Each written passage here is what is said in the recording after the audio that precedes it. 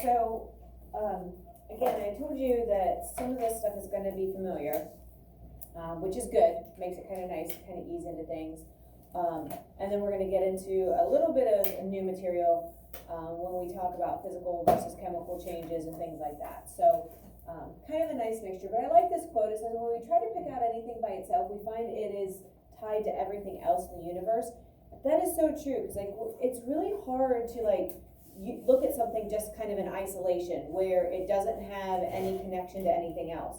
And the brain games that we watched yesterday kind of showed this really well, that our whole life, we have been actively trying to make connections. We've been trying to find similarities. We've been trying to categorize things. Oh, this is a color, this is a different shape, this is, this taste or this smell. And so you kind of have been trying to group things kind of subconsciously your whole life. That's the way that we make meaning to unknown things. So if we can pay a little bit of attention of how we can group things or categorize things, it helps us to understand something that maybe we don't know. All right, so here is our basic definition for matter. It's anything that has mass and takes up space. Pretty generic. The only thing that is not considered matter is energy. So any form of energy is not matter, but pretty much everything else is. That's including gases, even though like we're like trying to grab the gas that's floating around in our air or like in front of us, like you don't feel like it has a size and a shape, or that it's taking up space, but it actually is if you can kind of like tweak it and make changes. But just the way it is around us, it seems like, oh, well, that wouldn't have matter, but really it does. So even gases are considered to be matter, not just our liquids and solids. So one major way of categorizing or classifying something is to identify what state it's in. So when I say what state it's in, I'm not talking about like, is it in California, is it in Vermont, is it in Florida, right? What I mean state of matter, what am I talking about? Or give me an example. What do you think, Charlie? Good, the solid, liquid, or gas. Right, that's what we mean. There's actually a fourth state that we'll talk about, plasma, and we talked about that a little bit when we were looking at nuclear fusion. But we'll get to that in a little next unit. We have a whole unit on states of matter. Again, I told you I separated out the states of matter from this unit just to kind of make them two smaller units instead of one kind of giant unit. So we're going to have a whole unit where we focus just on this way of classifying something. All right, so there's other ways that we can classify things as well. We don't have to just say, oh, is it a solid, a liquid, or a gas? One way we do this is by looking at physical properties.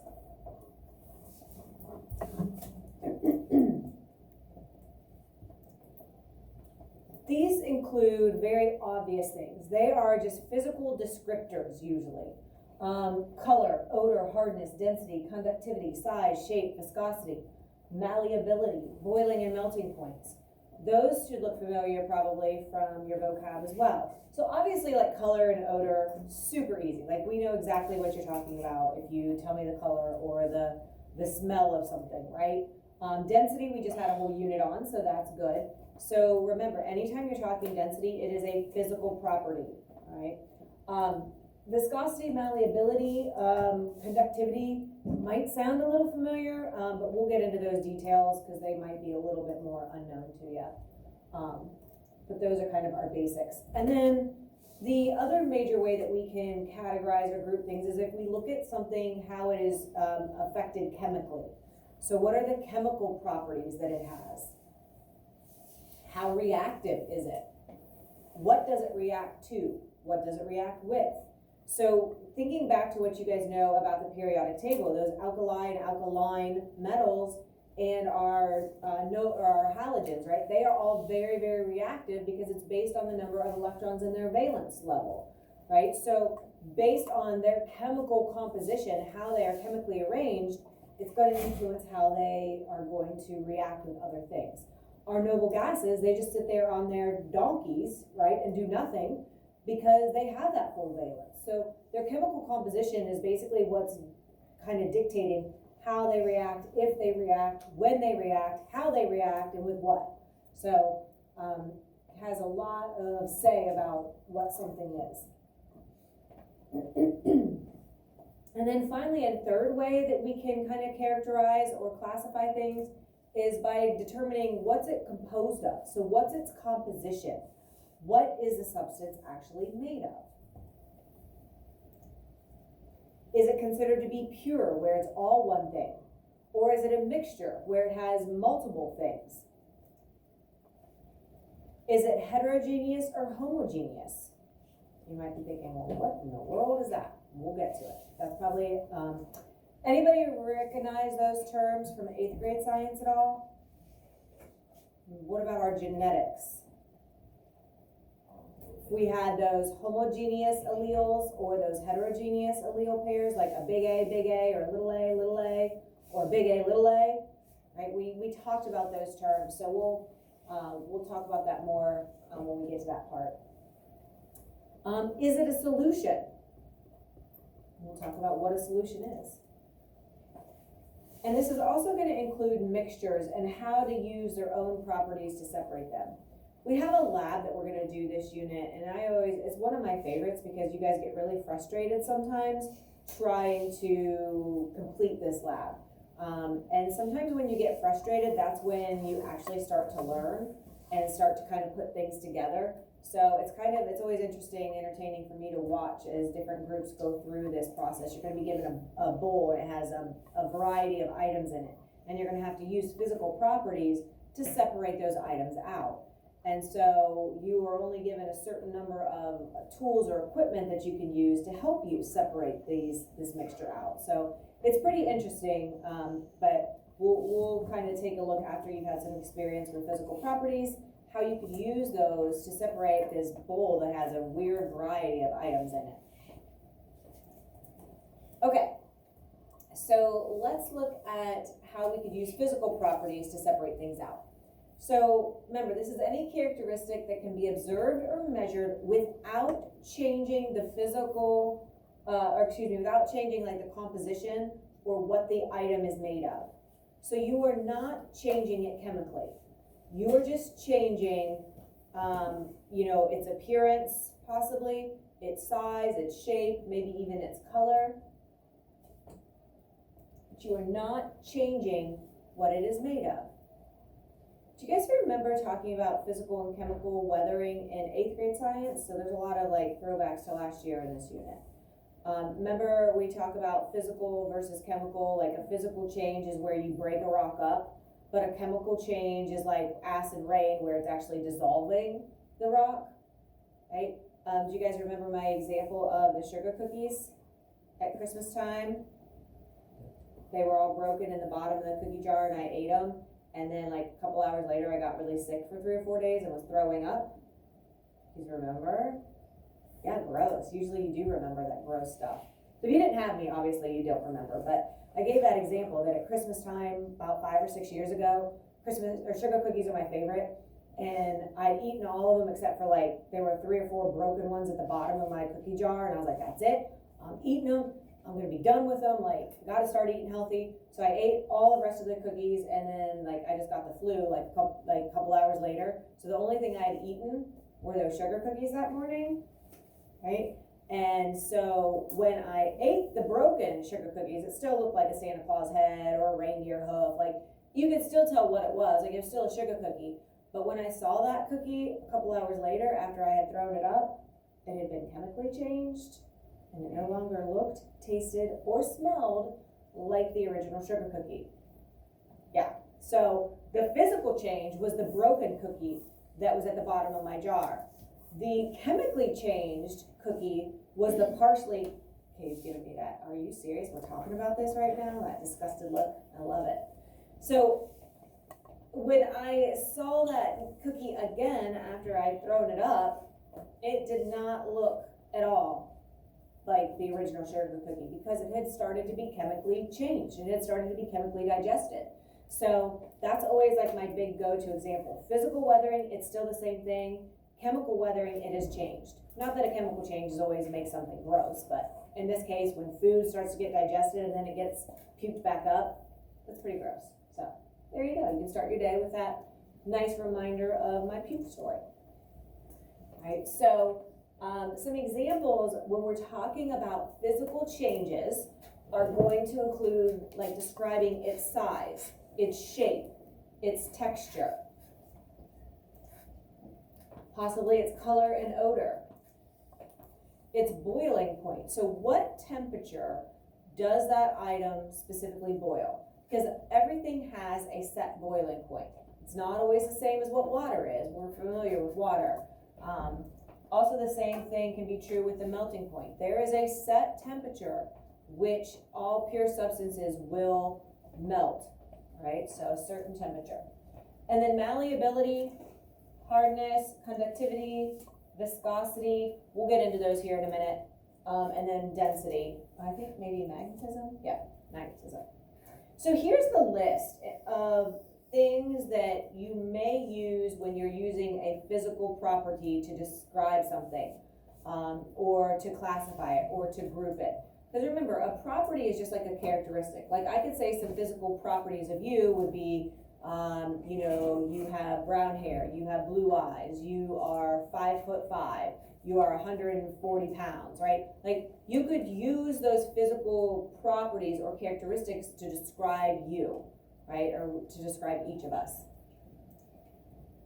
Okay, so we're gonna just go through these quickly. Some of these are very easy and simple to understand because, let's face it, we've been talking about these probably our whole life. Boiling point, this is the temperature at which a liquid will vaporize and become a gas. That's just a fancy way of saying when does it start to boil. So what is the boiling point of water in degrees Fahrenheit? Does anybody know? 200 sounds good. 200 what? 87. Close. Kind of split the difference. What? How about 212?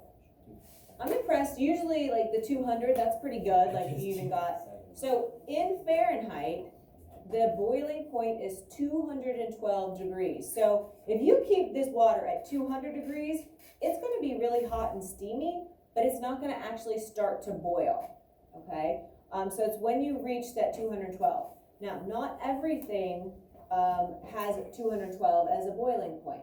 Other items have their own unique boiling points, okay? And so on the periodic table, some of them, like I think the one on the wall actually has like the unique boiling point for each of those elements. It's not that one. There's a few that I've seen. I know obviously ours doesn't have it, but some of the periodic tables have some of those extra characteristics for those elements. Now obviously water is a compound because it's hydrogen and oxygen, but water has 212 as the boiling point. So not everything will boil at 212 degrees. Other things have a much higher boiling point, and so you know, you just have to look that up. So don't get stuck just because we use water for so many examples and it's such an important liquid in our life doesn't mean that it's like that's the melting or the boiling point for everything. It's just specifically for water. And then the melting point is kind of, you instead of boiling, you're going from a liquid to a gas. Melting point is where you're going from a solid and going to a liquid, right? You're changing phases in the other direction, right? So this is the temperature at which a solid will become a liquid. When does that happen for water? This is like our magical number that if it's going to precipitate in the winter, we want it to be at this number or below so we can hopefully have a snow day, maybe, ever. It's 32 degrees Fahrenheit. And that's usually, most people know that one because again, that's kind of like that tipping point.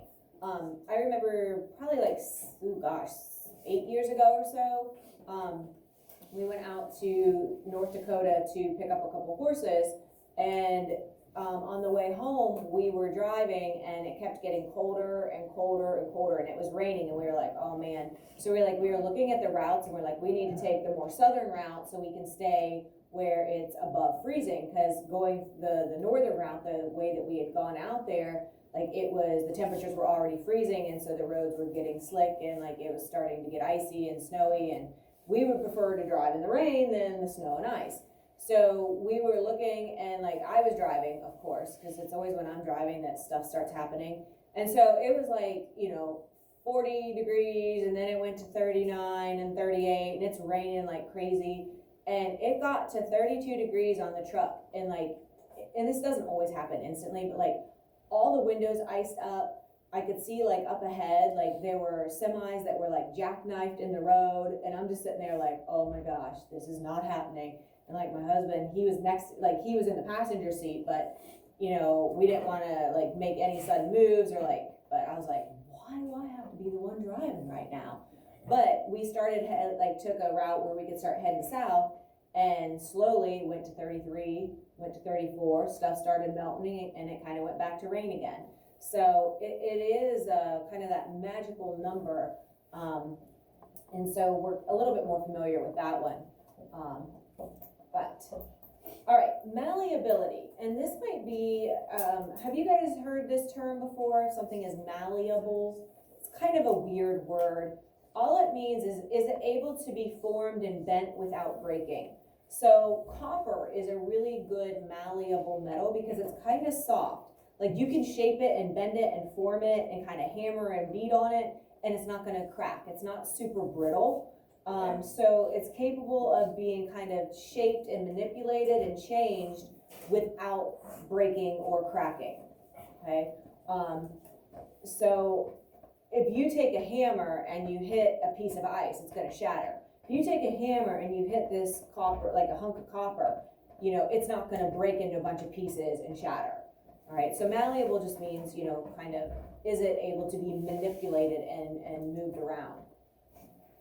Okay, so hardness, and this is something that you guys should have had, tell me if I'm wrong, but you should have had this in 6th grade, I believe, with Mrs. Radel. You guys should have done like Mohs scale of chemical hardness or elemental hardness. Does that sound familiar? So it's basically a comparison. So what you do is you have this scale, and each of these things are identified as being like having a number. So talc is the softest, and then diamond is a 10 at the hardest. And so you can do different little tests, like the scrape test, and you can see, okay, if you have like an unknown rock or an unknown mineral in front of you, you can use different tests, and it will be like, okay, it's harder than this, but it's softer than this. So it puts you in this range, and then you can kind of narrow down with some other physical properties, like what element or what mineral is it that you're actually looking at. It's just like how hard is that rock, is that mineral, or is that substance? And we use this scale, to determine that. Okay. Conductivity. Basically, will it or will it not conduct electricity? Okay. So there are certain materials that are very conductive. Copper is another example of that, which is why we have copper in in most of our wiring, and a lot of our electronic devices that are copper components to it. So will the electrons be able to flow freely through that circuit if you're using that material? Okay. Things that are not conductive or that are considered to be insulators are like rubber, plastic, which is why the wires for your plugs and your devices have that thick kind of rubber or kind of that hard plastic around them, because they want to keep those electrons in the wiring. They don't want them being free for you to touch them and get shocked by, right? Okay, viscosity. So here's another kind of weird word. Has anybody heard the word viscosity before? Do you remember like what context or like where you just like, yeah, it sounds kind of familiar? Okay. The only place that I really have ever used or heard the word viscosity used in kind of like everyday language is on a commercial for oil, right? The viscosity for Pennzoil, 5W30 is, like really good, right? Or it's really bad. Like you hear viscosity sometimes in oil commercials. So kind of keep that in mind. What viscosity means is that it's like describing the thickness or how well something can flow. I don't know if this is true English, it says, the flowability, like, the ability for something to flow, like, I don't know if that's a real thing, like flowability, but that's what we're talking about. How well does that oil flow, or does that liquid? So if you're looking at water versus honey, or like, real thick maple syrup, right? Obviously, the syrup or the honey is a lot thicker and will flow a lot slower than the water.